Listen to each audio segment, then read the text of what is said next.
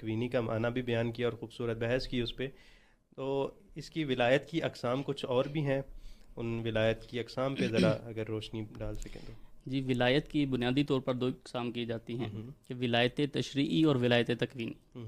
ولایت تشریعی جو ہے وہ شریعت یعنی شریعت اور قانون کے ساتھ جو تعلق رکھتی ہے وہ ولایت ہے. صحیح ہے. جیسے حلال حرام احکامات جتنے بھی آ جاتے ہیں، جو مثلا واجبات ہیں، محرمات ہیں، یہ ساری چیزیں یہ ولایت تشریع کے ساتھ رکھتی ہیں تعلق، کیونکہ یہ شریعت اور قانون بنانے کے ساتھ اس کا ارتباط ہے. صحیح ہو گیا. اور ہمارا ایک اختلاف بھی جو دوسرے برادران کے ساتھ ہے وہ یہ کہ ہو سکتا ہے ان میں سے بعض جو ہے ولایت تکوینی کے قائل ہوں. ولایت تکوینی کی جیسا کہ میں نے پہلے تعریف بھی کر دی کہ دو اقسام ہیں، ولایت تشریع اور ولایت تکوینی. ولایت تشریع جو قانون اور تشریع کے ساتھ تعلق رکھتی ہے، اور ولایت تکوینی کے جو وجود اور موجود کے ساتھ تعلق رکھتی ہے. ٹھیک ہے. یعنی تصرف وجود اور موجود کے اندر، موجودات کے اندر کرنا، یہ ولایت تکوینی ہے. ہمارا اختلاف جہاں پر ہو سکتا ہے برادران کے نزدیک کہ وہ ولایت تکوینی کے ایک حد تک ہو سکتا ہے قائل ہوں، کیونکہ ولایت تکوینی ایک مقام ہے.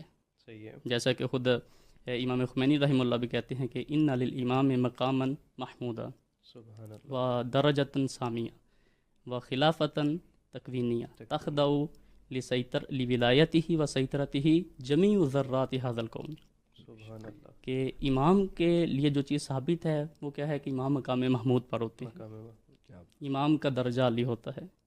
امام کے پاس ایسی تکوینی ولایت ہوتی ہے کہ اس کون و مکان کے ہر ذرہ جو ہے وہ امام کے سامنے سر تسلیم خم ہوتا ہے. سبحان اللہ. تو اس کے اندر ہو سکتا ہے کہ بعض جو اہل سنت کے ہمارے افراد ہیں، دیگر برادران، وہ اس مقام کو تسلیم کر لیں، کیونکہ ائمہ کے پاس یا مولا علی کے پاس خدا نے اس چیز کو رکھا ہے اور ان کو یہ مقام عظیم عطا کیا ہے.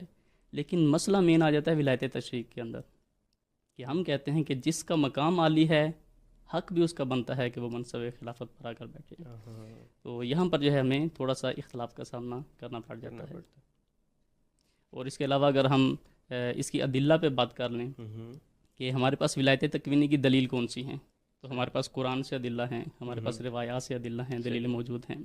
مثلا قرآن جو ہے اگر میں شروع کروں تو ابراہیم سے اگر شروع کروں، ابراہیم علیہ السلام کے بارے میں قرآن کہتا ہے کہ وَإِذْ قَالَ إِبْرَاهِيمُ رَبِّ أَرِنِي كَيْفَ تُحْيِي الْمَوْتَى، کہ پروردگار مجھے یہ دکھا. جی بہت خوبصورت واقعہ ہے کہ کہہ دیجئے کہ اس وقت کو یاد کیجئے کہ جب ابراہیم علیہ السلام نے کہا کہ پروردگارا مجھے یہ دکھا کہ تو مردوں کو کیسے زندہ کرتا ہے. قَالَ وَلَمْ تُؤْمِنْ قَالَ بَلَىٰ وَلَكِنْ لِيَطْمَئِنَّ قَلْبِي، کہا کہ میں ایمان رکھتا ہوں. کیوں نہیں ایمان رکھتا؟ ایمان رکھتا ہوں، لیکن میں یہ چاہتا ہوں کہ اپنے دل کو اطمینان بخشوں، میرا دل مطمئن ہو سکے. دل مطمئن ہو. تو خدا نے فطرت انسانی ہے کہ اطمینان کے لیے دلیل چاہتا ہے. اور اسی طرح خدا نے پھر اس آیت میں آگے جو ارشاد فرمایا قال فخذ اربعۃ من الطیر فصرهن الیک الی آخر الآیہ، کہ 4 پرندوں کو پکڑ لو، ٹھیک ہے، ان کا قیمہ بناؤ. اگر میں الفاظ استعمال کروں ایک عام جو استعمال متعارف الفاظ ہیں، تو ان کو یعنی پیس کرو، ٹکڑے کرو، قیمہ بناؤ، ان کو پہاڑوں پر مختلف رکھ دو، یعنی جو کہ 4 پہاڑوں پر ابراہیم علیہ السلام نے رکھ دیا تھا، اور پھر ان کو تم بلاؤ، تم پکارو، تو وہ تمہاری طرف چلتے ہوئے آئیں گے. یا تینہ کا سایہ. سبحان اللہ. تو ابراہیم علیہ السلام نے اسی طرح کیا، ان کا قیمہ بنایا، 4 مختلف پہاڑوں پر رکھا، اور ابراہیم نے آواز دی، اور وہ جو پرندے تھے وہ ہر ایک اپنا گوشت ان کا ملا، وہ زندہ ہوئے اور چلتے ہوئے آئے. یہ تھے خدا کے نمائندے کی آواز آئی. بالکل یہ تھے ابراہیم. اور اسی طرح جو ہے ابراہیم کے بعد اگر ہم دیکھیں موسیٰ علیہ السلام کے بارے میں قرآن کہتا ہے کہ وَأَوْحَيْنَا إِلَىٰ مُوسَىٰ أَنْ أَلْقِ عَصَاكَ فَإِذَا هِيَ تَلْقَفُ مَا يَأْفِكُونَ، کہ ہم نے موسیٰ کی طرف وحی نازل کی کہ اپنے عصا کو پھینکو. تو موسیٰ نے جب اپنے عصا کو پھینکا تو وہ اچانک ایک ایسا اژدہا بن گیا تھا کہ جو وہ جھوٹ لے کر آئے تھے اور جو دھوکہ دہی کے ساتھ جو کہ ان کی رسیاں تھیں اور سانپ ظاہر ہو رہے تھے، وہ عصا ان کو کھا گیا. تو وہ عصا جو ثوبان کی شکل بنا، یعنی ایک بڑے اژدہا کی شکل میں بنا، وہ کمال خدا کا اذن تھا. لیکن کیا کس نے ہے اذن خدا سے؟ خدا کے نمائندے نے کیا، خدا کے نمائندے نے کیا ہے. اسی طرح داؤد علیہ السلام کے بارے میں وَأَلَنَّا لَهُ الْحَدِيدَ، کہ ہم نے داؤد کے لیے جو ہے وہ لوہے کو نرم کر دیا. تو داؤد جب چاہتے تھے لوہا پگھلا دیتے تھے، لوہے کو نرم کر دیتے تھے. خدا نے اختیار دیا.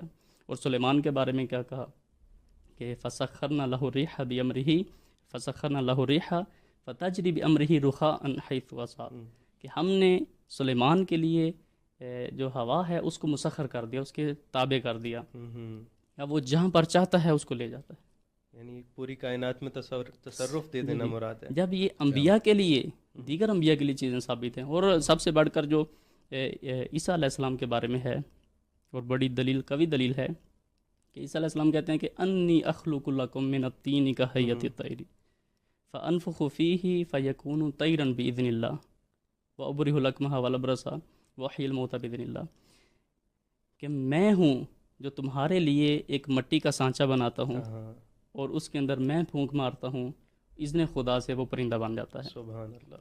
میں ہوں کہ جو برس کے اور کوڑ کے مریضوں کو شفا دیتا ہوں۔ سبحان اللہ۔ میں ہوں جو اذن خدا سے مردوں کو زندہ کرتا ہوں۔ میں ہوں لفظ جو ہے، اور اس کی تائید میں خدا بھی کہتا ہے وَإِذْ تَخْلُقُ مِنَ الطِّينِ كَهَيَّةِ الطَّيْرِ بِإِذْنِي، آپ بناتے ہیں، فَتَكُونُ طَيْرًا بِإِذْنِي فَتَنفُخُ فِيهَا فَتَكُونُ طَيْرًا بِإِذْنِي، کہ اس وقت کو یاد کیجئے کہ جب عیسیٰ علیہ السلام آپ اس مٹی کا سانچہ بنا کر میرے اذن سے اس کے اندر پھونک مارتے تھے اور وہ میرے اذن سے پرندہ بن جاتا تھا، یعنی پھونک آپ مارتے تھے، بناتے آپ تھے، میرے اذن سے وہ پرندہ بن جاتا تھا، وَتُبْرِئُ الْأَكْمَحَ وَالْأَبْرَصَ بِإِذْنِي، اور میرے اذن سے جب وہ تم کوڑ اور برس کے مریضوں کو شفا دیتے تھے، اور اسی طرح وَإِذْ تُخْرِجُ الْمَوْتَى بِإِذْنِي، اور جب آپ میرے اذن سے مردوں کو زندہ کرتے تھے، یعنی یہ سارے افعال جو انجام دے رہے ہیں اذن خدا ہے، جیسا کہ پہلے کہہ دیا، ہر چیز میں اذن خدا ہے، لیکن فعل کون انجام دے رہا ہے؟ نمائندہ خدا۔ جب یہ ساری چیزیں باقی انبیاء کے لیے ثابت ہیں اور ہمارے نبی جو کہ افضل الانبیاء ہیں، تو یہ حتماً ان کے لیے چیزیں ثابت ہیں، اور جو چیزیں پاک پیغمبر کے لیے ثابت ہیں ان کے اوصیاء کے لیے بھی ثابت ہیں۔ یہ تمام یہ جتنی بھی ادلہ ہیں یہ قرآن سے بیان کی ہیں۔